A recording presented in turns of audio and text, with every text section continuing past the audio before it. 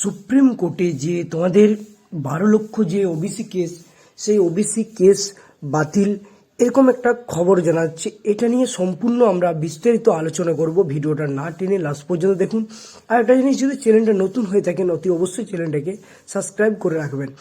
দেখো, প্রত্যেকেই যে ওবিসি কেস বাতিল, এটা কিন্তু মানে কি, এটা কিভাবে সম্ভব হয়? এখন আপাতত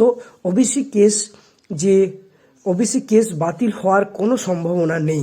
কারণ কি, কেস চলছে, যে কেস চলাকালীন এখন যেরকম অবস্থায় কেসটা আছে, সেখান থেকে সুপ্রিম কোর্টের তোমরা ওয়েবসাইট থেকেও নিজেরা দেখতে পাবে যে কি অবস্থায় আছে কেসটা।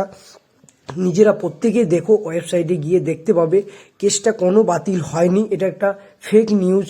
অনেক বড় বড় ইউটিউবার, নামি দামি, যারা দীর্ঘদিন ধরে ইউটিউবিং করছে, তারা হয়তো এরকম ভুলভ্রান্তি খবর ছড়াচ্ছে।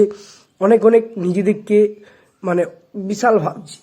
তাই বলছি, অবশ্যই তোমরা অযথায় ভুলভ্রান্তি খবরে কান দিও না। এখন কোনো ওবিসি কেস বাতিল হয়নি। যখন তোমরা ওবিসি কেস বাতিল হবে, সমস্ত আপডেটটা অফিসিয়াল ওয়েবসাইট থেকেও দেখতে পাবে।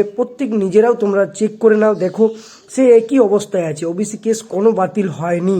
ওবিসি কেস আসলে তোমরা কি অনেকেই ভাবছো যে, অনেকে আছে থাম্বনেল দিয়ে অনেকে অনেক রকমভাবে বুঝিয়ে দিচ্ছে, কিন্তু সেটা নয়।